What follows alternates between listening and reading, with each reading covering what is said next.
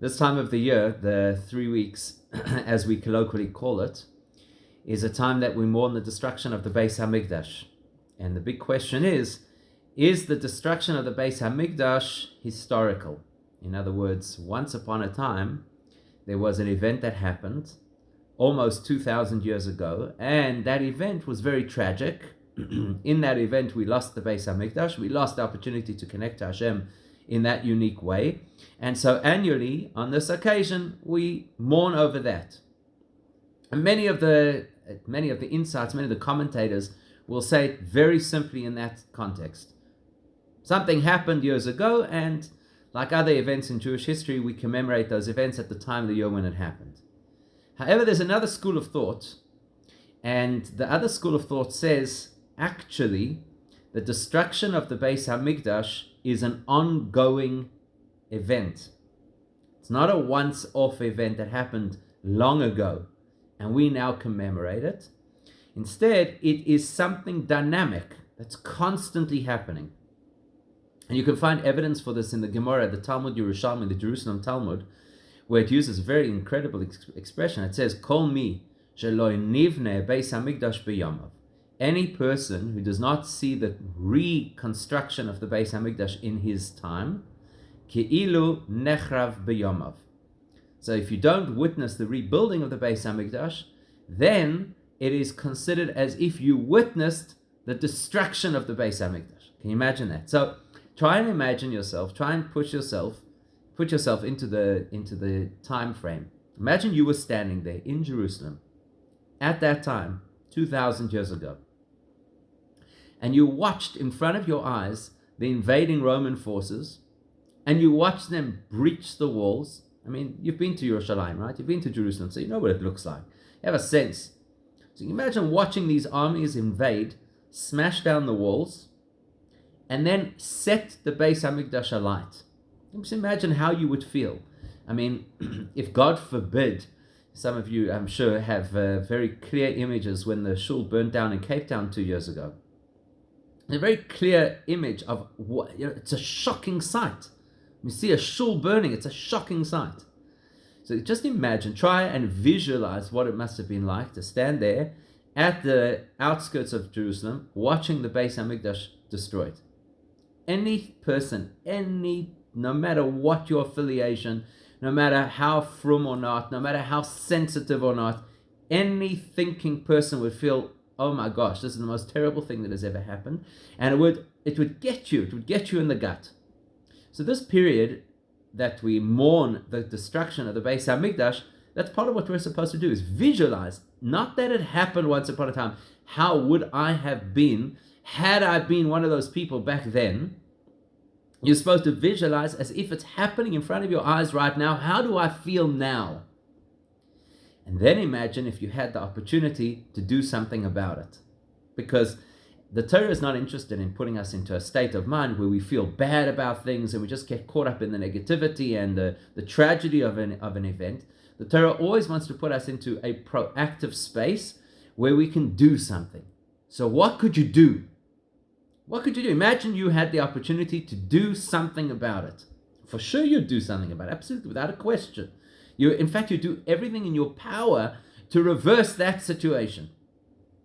So this period of the 3 weeks is not just supposed to be a time to be wistful and nostalgic and mourn and think about the destruction of the Beis Hamikdash.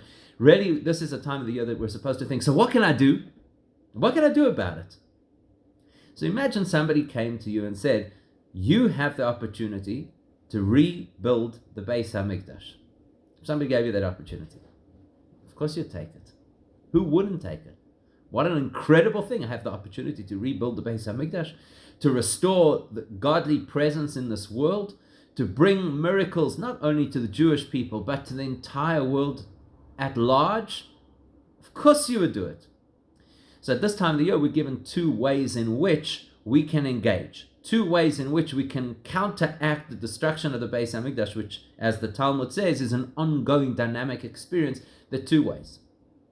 The first one is to daven. For sure. Think about it. That's the most obvious thing in the world, to daven to Hashem, to say, please reverse the current situation. We've been through enough. It's been long enough. Yes, I know a lot of people will tell you that the direct result of the destruction of Jerusalem is 2,000 years of anti-Semitism and all the things that came with that, genocide, pogroms, expulsions, and so on. The truth of the matter is that the biggest thing that we're lacking, because we don't have the Beis Hamikdash, is a real, tangible sense of connection to Hashem. Our relationship with Hashem is a little bit theoretical, unfortunately, in the current state. We talk about it, we learn about it. As we just saw in the Hayom, you're supposed to contemplate it, but we don't necessarily see it as live. So the first thing to do is to daven to Hashem, at this time of the year especially. We should do it all the time. But especially at this time of the year, to daven to Hashem, please, as we say in our davening, we say multiple times in our prayers, Hashem, restore us back to that relationship that we had with you, specifically in Jerusalem, together with the Beis Hamikdash. But then there's something else that you can do as well, and that is to be proactive. How can you be proactive? What are we supposed to do? Take spades and go start building a Beis Hamikdash. Get building materials. What are you supposed to do? Create an international conflict of the highest scale. What are you supposed to do? So we're told that when a person does not have the opportunity to fulfill a mitzvah physically, then what you're supposed to do is you're supposed to study in detail the nature and the laws of that particular mitzvah, and that is considered then as if you fulfilled the mitzvah. So, for example, the Gemara tells us that any person who engages in the laws of the oila sacrifice, which in a sense is kind of the prime sacrifice, there were various offerings that they used to bring the Beis Hamikdash. So the oila is kind of, if you wish, the representative of all the sacrifices. So you can't bring sacrifices today because we don't have a Beis Hamikdash. So the Gemara says whoever engages in the study of the laws of the oila sacrifice is considered as if you have brought the oila sacrifice. By extension, in today's world, if we don't have the Beis Hamikdash currently, and we daven to Hashem that should change ASAP, so what do? You learn about the Beis Hamikdash. You learn how it was constructed, what the layout was, what the purpose of each section and each implement was, how it ran on a daily basis, what kind of things happen, in what order, who did which jobs. So you actually learn about it. And to learn about the Beis Hamikdash has two impacts. The first is, like the Gemara says, if you have a mitzvah and you can't fulfill the mitzvah in physical terms, when you study about the mitzvah, it's considered as if you fulfilled it. So in a spiritual sense, by learning about the Beis Hamikdash, we construct the Beis Hamikdash in a spiritual sense. And then it's Hashem's business to translate that spiritual Beis Hamikdash into a physical Beis Hamikdash and to restore it to us in Jerusalem. But our responsibility is to study about it in a spiritual sense. Like, so to speak, to construct it spiritually. Second of all, when you learn about something, that indicates that it actually interests you. Otherwise, why would you learn about it? If it was completely uninteresting, you just simply wouldn't learn about it. So the fact that you're learning about it is a message that says, this is something that's a value for me. This is a priority for me. This is something that I care about. The best way, so to speak, to convince Hashem to give us the Beis Hamikdash is to show that we want it. You know that story, it's a very well-used story about the child who asked his father if he could have an apple. You can tell that this is an old story because the apple then was for eating. So he wanted to have he wanted to have an apple. And he says to his father, please can I have an apple? And the father says, no. It nags, you know how a child is. He nags his father.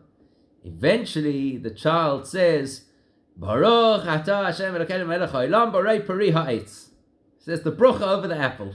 Okay, so now the father had no choice. He was painted into a corner, and he had to give him the apple. In other words, our responsibility to our Father in heaven, our responsibility is to show that we care so much. Look how much we want this thing. We're already having the conversation. We're already doing the research. We're finding out how it's supposed to be, what the shape is, what the size is, what the location is, what the roles that have to be played. So we're kind of saying the bracha. We're kind of preparing ourselves already. You can't force Hashem's hand unless He wants you to. That's what He wants. He wants us to, so to speak, force His hand. So at this time of the year, it is an appropriate thing to study about the Beis Hamikdash. So I thought it would be a good idea for us to learn a little bit about the Beis Hamikdash. And the first thing to learn is, what is the purpose? Why is there such a thing as a Beis Hamikdash, a temple in Jerusalem, a temple for God? When the idea was originally proposed, when the Jews were in the desert, it was a huge surprise. Huge surprise. The idea of making a physical location that should somehow house God. And it is surprising, and that's exactly the point. The point is that the way Hashem designed the world and made the purpose of creation was to achieve something which is absolutely surprising, that a physical environment, which is comprised by very finite, limited materials, should dafka be the place in which you find the greatest expression of godliness. Now that sounds completely ridiculous, because how can, as King Solomon said when he inaugurated the first Beis Hamikdash, he said, "Hashamayim u'shmei hashamayim lo yichalkelucha." The heavens and the higher spiritual realms beyond the heavens, they cannot contain you. Af ki habayis hazeh, this building will contain you. And that's exactly the point. Yes, that's exactly the point. Don't restrict Hashem. Don't limit Hashem.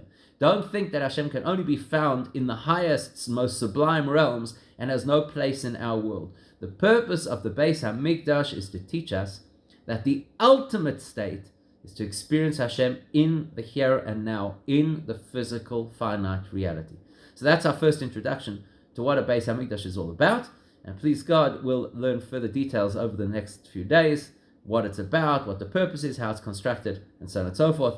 And Hashem should see our enthusiasm, and as a result of that, shouldn't wait for us to have to finish the whole course, should already give us the physical Beis Hamikdash right here, right now.